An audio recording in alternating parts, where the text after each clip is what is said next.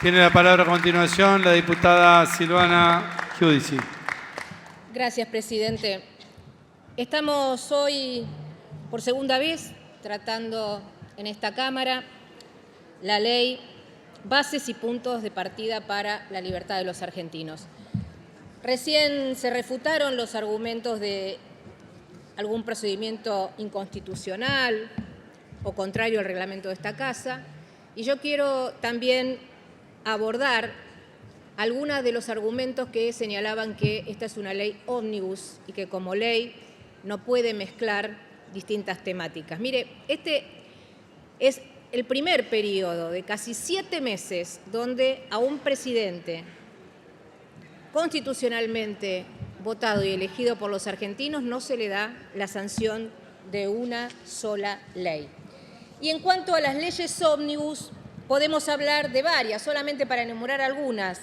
La Ley 23.696 de Reforma del Estado de 1989, la 25.063 de Reforma Impositiva de 1998, la 23.697 de Emergencia Económica. Como verán, fueron todas leyes muy grandes, todas leyes ómnibus que tenían delegaciones y facultades que hoy se le niegan al Poder Ejecutivo.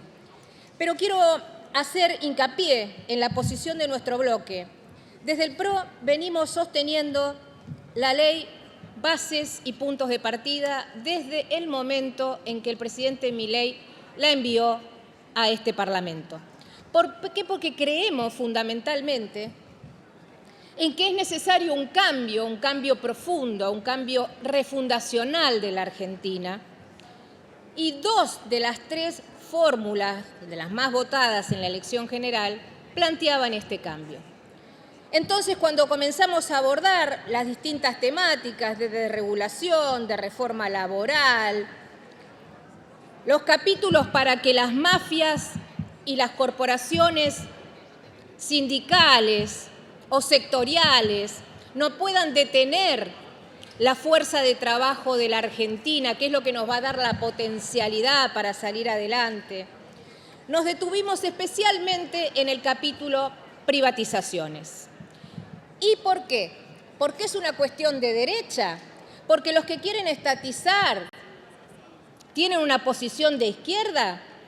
¿Porque somos liberales? No, simplemente por una cuestión de sentido común.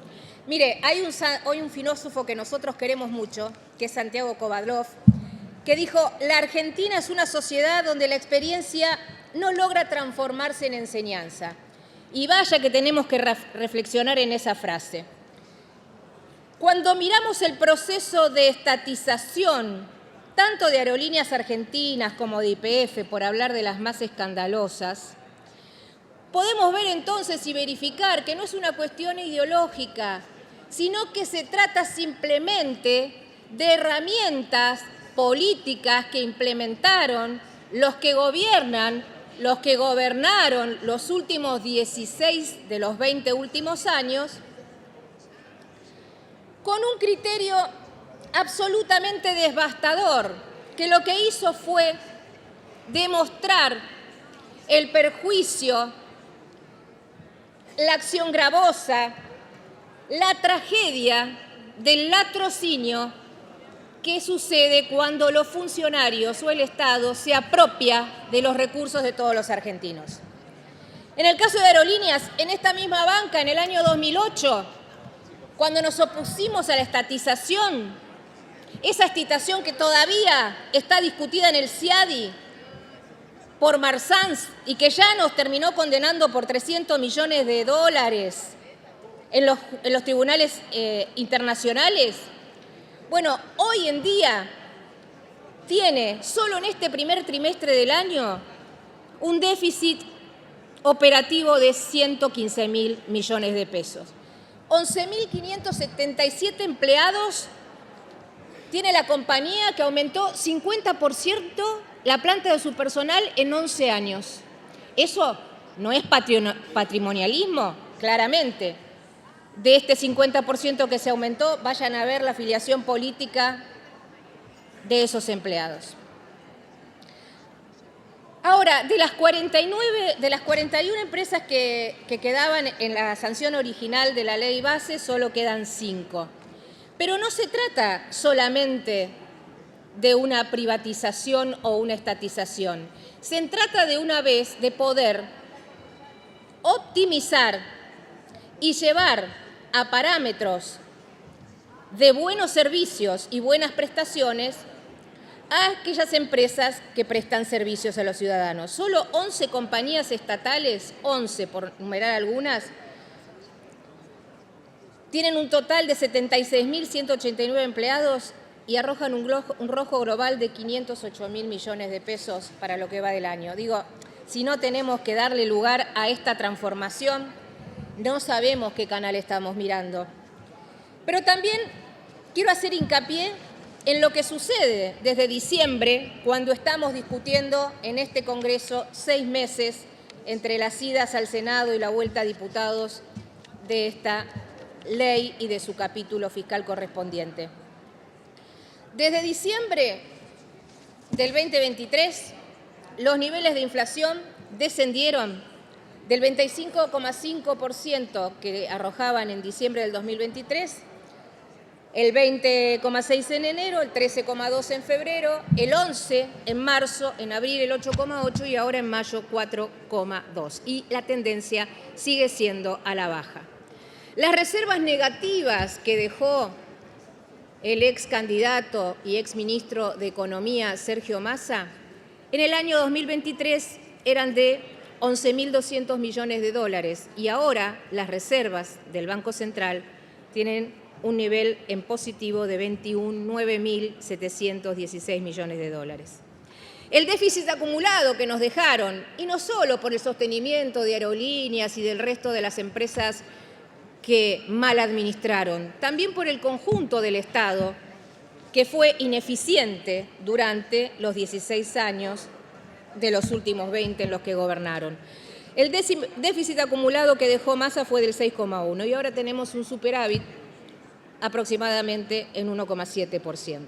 Por lo tanto, sin ley bases quiere decir que el gobierno del presidente Milei tuvo un primer éxito, que fue la estabilización de la macro. En aquel momento, en diciembre, íbamos derecho a una hiperinflación, a una crisis de las más tremendas que nos hubiera tocado vivir en la Argentina y que, si bien durante estos primeros meses golpeó y golpeó fuerte a los sectores más vulnerables y a los sectores asalariados, no fue esa hecatombe que podía haber sido si se seguía con la emisión monetaria descontrolada, los gastos en ñoquis, la corrupción y la falta de responsabilidad a la hora de gestionar el Estado.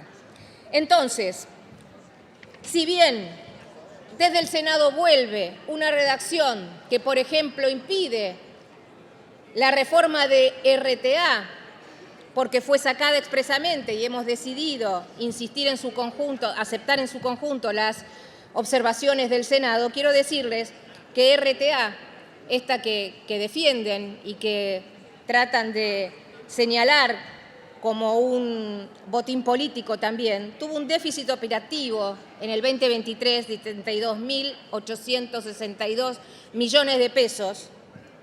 Tiene 2.361 trabajadores, pero aparte, además, le va a tener que pagar indemnizaciones millonarias a muchos de los periodistas militantes. Uno, y déjeme aquí hacer una parte, para el descubrimiento reciente de Pedro Bieger, que acosando a 5 periodistas mujeres, le está reclamando a RTA una indemnización de 224 millones de pesos. Entonces, de ideológico nada, de cuidar el Estado nada, de tratar de mejorar la vida de los argentinos nada tampoco.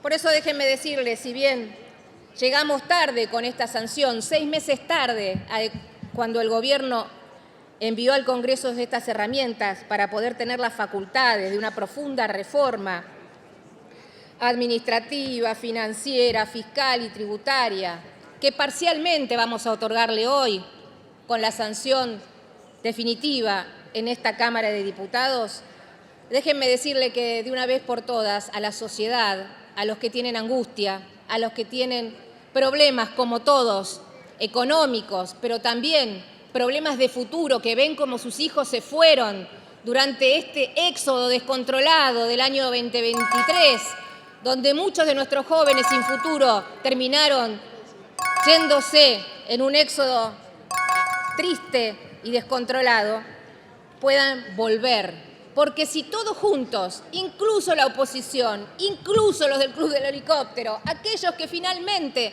van a tener que desistir de los intentos destituyentes, de las piedras, de los morteros, de las antorchas, si todos hacemos un esfuerzo por la unidad de los argentinos, en este 9 de julio vamos a poder tener en la Argentina una esperanza.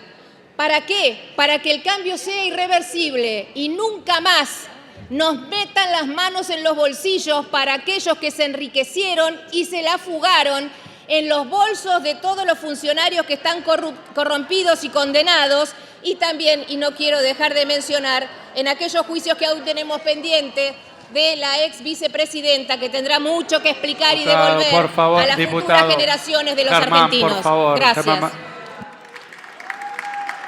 Muchas gracias, diputada Silvana Giudici.